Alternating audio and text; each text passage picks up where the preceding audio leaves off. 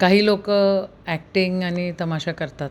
पण बळवंतदादा जर तुम्ही बघितले तर जेन्युइनली शेतकऱ्यांचे विषय, विधानसभेचे, लोकसभेचे विषय अतिशय अ, म्हणजे मनातून काम करतात.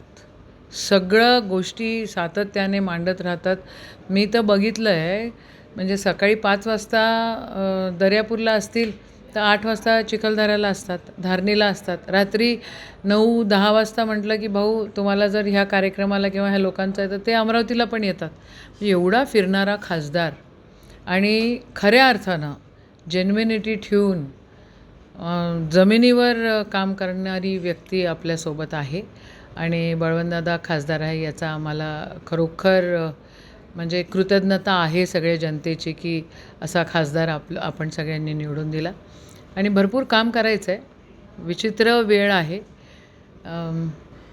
एक दुसऱ्यांच्या जातीमध्ये, धर्मामध्ये भांडणं काही लोकं लावत आहेत. तुम्ही बघा पुण्याला काय झालं. पण आम्ही जे सगळे आहोत, आम्ही सगळेजणं एकीची भूमिका घेतो आणि सगळेजणं सातत्याने एक सोबत असतो.